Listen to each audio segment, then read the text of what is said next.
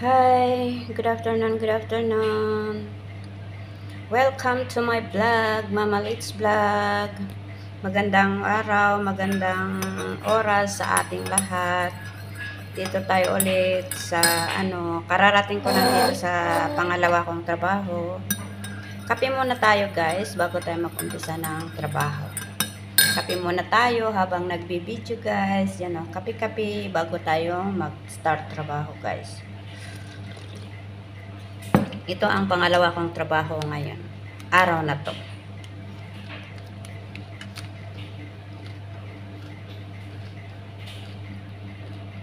Ang dami kong hugasan doon. Yun. Ang daming naghihintay na hugasan ko doon sa kitchen. So, ngayon, umupo muna tayo kasi pagod ang paa ko kalalakad.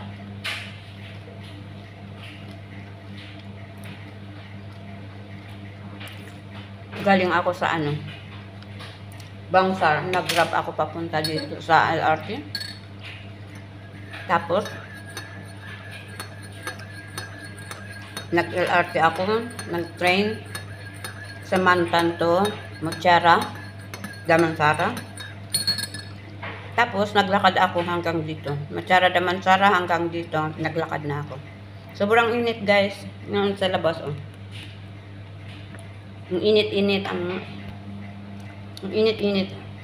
sa labas.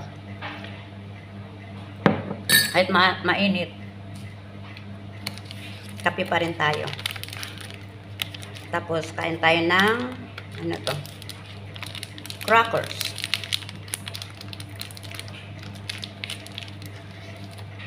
Kumusta ang buhay? Ako dito busy sa kahanap ng trabaho para sa kinabukasan, para sa buhay, para pagkain. Kape-kape tayo.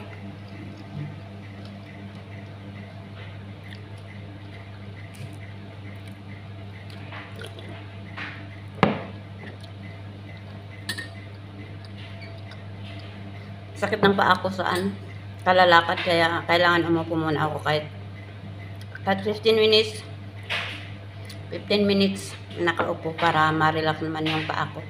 Nakatayo. Kanina alas 7 hanggang ngayon nakatayo. So ngayon iupo ko muna. Kasi galing ako sa Bangsar, nagtrabaho doon. Yan. Ganito ang buhay ko araw-araw. Ganito lang ang buhay ko. Trabaho bahay. Buhay ng katulong sa ibang lugar.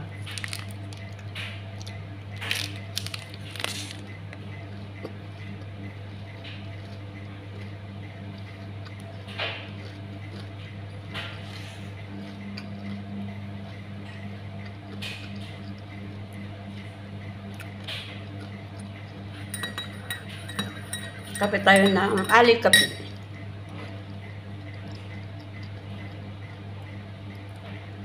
Kanina sa kamamadali ko na parang na-blackout ang isip ko sa Mantan, sa kamamadali ko. Hindi ko alam kung saan ang West North sa Simantan kanina. Parang nawala yung utak ko. Huwag naman, oy. Sa pagod, pag nagmamadali ako, tapos parang nagmamadali ako, tapos parang nagmamadali, tapos parang may iniisip, parang nabablock out ang utak ko. Kaya kailangan relax. Matanda na ang tao, kaya kailangan relax ang utak. Huwag stressin. Kaya ako bahay, trabaho lang ako, wala akong pakialam sa iba. Ganito lang ako.